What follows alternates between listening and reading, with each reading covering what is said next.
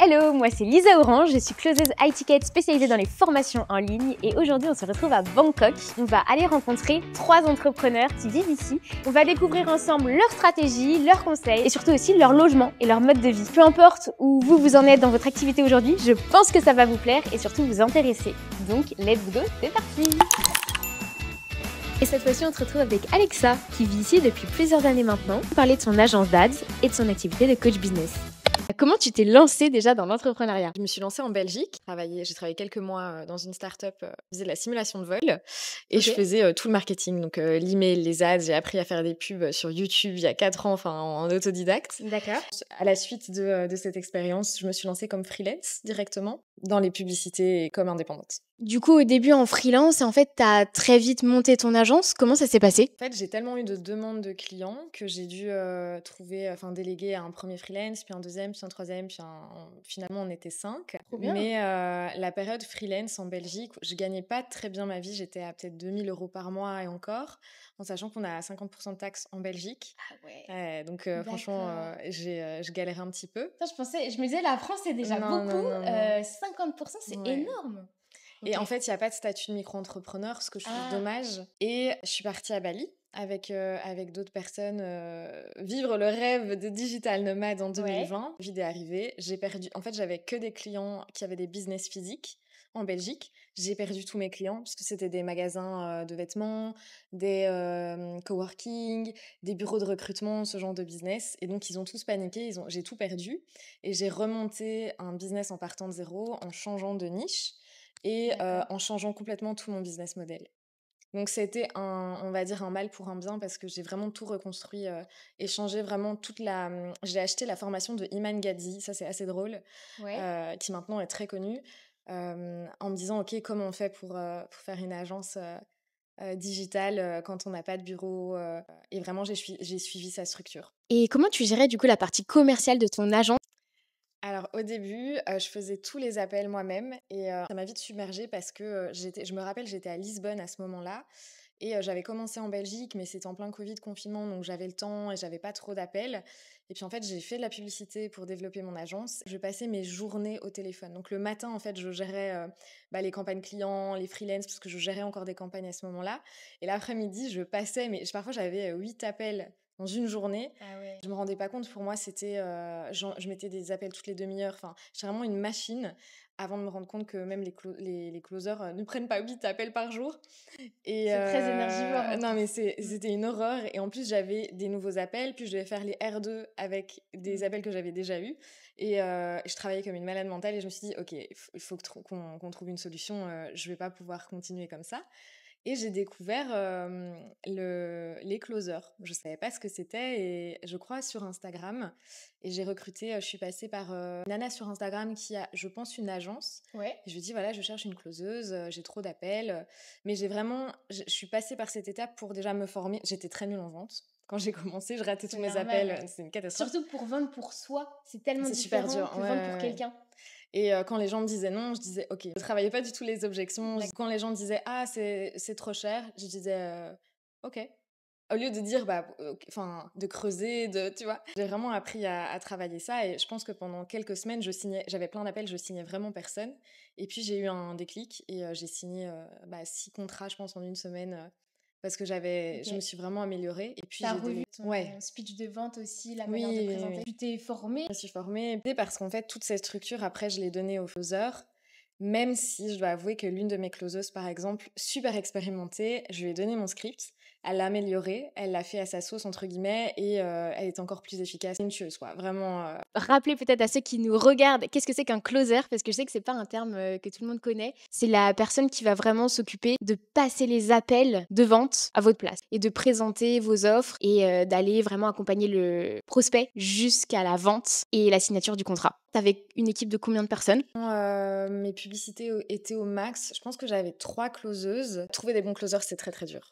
Et des closers qui restent, qui avaient en fait cette appétence pour la vente et pour qui c'était naturel en fait. J'avais même pas besoin de les former. S'ils étaient là, mais donne-moi ton script et je sais. Et ils savaient en fait. Et même, j'irais plus loin, c'est carrément en fait le côté humain. La vente, c'est juste une conversation avec 2 humains qui doivent aussi apprécier le moment, bien s'entendre Et en fait, si on est trop focus sur la vente, Ouais. ça va pas forcément faire vendre derrière. Surtout que maintenant, il y a beaucoup de formations, Ouais. d'infopreneurs, d'ads. Les gens, ils en ont marre en fait. Ils ont juste envie Ouais. de parler à quelqu'un qui est sincère et qui a pas forcément envie de leur vendre pour vendre, mais vraiment leur vendre quelque chose qui leur est utile. Je dis que si tu forces la vente, moi au début, quand j'ai tout perdu en fait pendant le Covid et que j'ai fait mes premiers appels, c'était quand même urgent. Enfin, je voulais vendre parce que je me disais c'est pas possible. Là, j'ai envie de voir des résultats. Et je pense que quand on est trop attaché aux résultats en appel, ça se sent. Et du Ouais. coup, c'est là où tu fais pas de vente en fait. Et comment toi tu récupères tous ces leads? Parce que pour avoir des appels de vente, il faut des leads et Oui. c'est un petit peu ça le challenge que tout le monde a quand il se lance dans l'entrepreneuriat, c'est de trouver des potentiels prospects et qui soient qualifiés. Mm. Donc comment tu les trouves? Moi, ça n'a pas été un problème parce que je faisais de la publicité. Parce que je fais bien mon métier, je ne sais pas, mais j'ai toujours eu beaucoup de leads à gérer. Et, Trop bien. ce qui est important, c'est la qualification. Donc, avant que la personne book un appel, bien vérifier qu'elle a du Mm. budget. Parce que si c'est quelqu'un qui s'attend à avoir un appel, ça, j'ai eu un problème. Si c'est un challenge que j'ai eu, j'avais des personnes qui pensaient que c'était que les appels qu'ils réservaient, c'était des appels de coaching gratuits. Et du coup, on a dû modifier les formulaires Calendly en disant, voilà, c'est pas un appel de formation offerte, c'est si vous avez besoin d'aide, que vous êtes motivé, vous avez envie de savoir comment on travaille. Alors bien sûr, ça vous engage à rien, c'est un appel qui est gratuit, mais c'est pas un appel de conseil gratuit en fait, enfin de conseil de coaching gratuit en fait.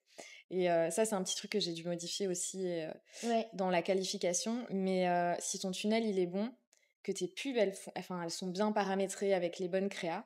C'est tout un écosystème. Ouais. Tu peux avoir un très bon closer, mais si avant ta Oui. préqualification, elle est... Bah clairement, en fait, Ouais. le closer derrière, s'il a en face de lui quelqu'un qui a pas d'argent, qui est pas qualifié, qui sait même pas en fait pourquoi il est là, il va être Non, le c'est meilleur ça. vendeur, Ouais. il va pas réussir à vendre. Et pareil, si ton offre, elle est pas qualitative. En fait, c'est facile de dire ah, moi, mes closers, ils sont pas bons. Les leads que tu lui apportes doivent être aussi qualitatifs. Tu as une bonne offre, répondre à un vrai besoin. Et lui, il doit être bon, parce qu'il y a une part de responsabilité des deux côtés. Complètement. Ouais. Bah, de toute façon, c'est un travail d'équipe. Et on revient un peu à ton agence. Quelles ont été peut-être les erreurs que tu as faites ou que tu ferais différemment aujourd'hui? Je pense que si je refaisais une agence, un truc que je garderais absolument, c'est avoir une offre signature. En fait, moi, ce qui est facile, c'est que j'avais une offre, je faisais pas du sur-mesure. Et donc, ça permet de délivrer vraiment la meilleure qualité à chaque fois et de pas s'éparpiller sur d'autres choses. Et si une erreur que j'ai faite, c'est avoir dit oui à trop de clients qui n'étaient pas forcément un bon match.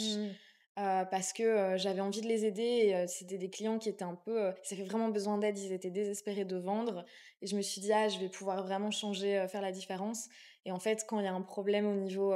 tu vois, quelqu'un qui ne vend pas, mais parce que le branding est pas bon et donc il n'y a pas de confiance ou l'offre, elle est pas bonne. Moi, je suis pas magicienne, en fait. Bon, je vais te donner un exemple, mais si tu vends des t-shirts blancs, éco-responsables ou unis, enfin, que ce soit blanc, vert, parce que j'avais un client comme ça, il vendait des t-shirts à 48 € unis.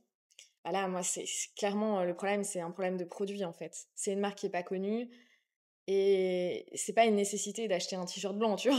Du coup, là, pour le coup, c'est des clients que j'aurais dû refuser en disant, enfin, c'est pas, on n'est pas les bonnes personnes pour, enfin, il y a un problème de produit, en fait. Ok. Après, je pense qu'il y a deux strates en ads en tout cas. Si la personne elle fait moins de 30 ventes, on met pas les mêmes par mois, on met pas les mêmes stratégies que si tu fais déjà plus de 30 Ouais, ventes, bien sûr. on fait les choses. Ici, toi, tu travailles plus chez toi, ton logement ou dans les espaces de cowork? Là, j'ai pris un coworking qui est pas très loin de chez moi pour vraiment être focus. En fait, j'ai besoin de... Ça me motive, c'est vraiment l'effet miroir. Un coworking qui est très très calme. Ok. Sinon, je travaille chez moi. Et on en profite pour faire la visite des facilities du condo. Comme d'habitude, on a pas mal de lunch à disposition. Une salle de karaoké, une salle de sport, des cuisines, encore des lunchs. Et une grande piscine sur le toit, avec une magnifique vue sur les buildings. Est-ce que tu peux nous dire combien tu payes par mois pour ce condo, du coup, avec toutes les facilities que tu as? 28 000 bahts Oui. par mois hors charge. Et ça fait combien en euros? Ça fait plus ou moins 790. Ok, Voilà. ok. Ça marche. Et en charge, t'es à combien? Je sais pas. D'accord. J'ai pas calculé. Je paye Internet. J'ai Internet et l'électricité, l'eau. Mais je sais pas. Je pense que ça doit être 50, 100 € par mois. Ok.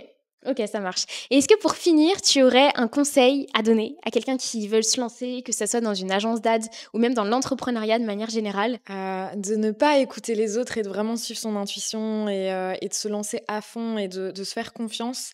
Mais surtout, un facteur qui fait vraiment la différence, c'est de s'entourer de personnes qui ont les mêmes objectifs que vous pour être tiré vers le haut, que ce soit avoir un coach, rejoindre une communauté en ligne ou peu importe, mais vraiment se sentir soutenu pour être avec des personnes qui ont le même mindset, les mêmes ambitions, pour être tiré vers le haut et pas être attiré par les peurs et les blocages des autres qui ne se sont peut-être pas lancés ou qui ont pas forcément les mêmes objectifs. Et c'est pas grave de pas avoir les mêmes objectifs, mais pour moi, ça c'est si vous mettez en place les bonnes actions avec la bonne stratégie et qu'en plus vous avez le bon soutien, ça fait vraiment la diff.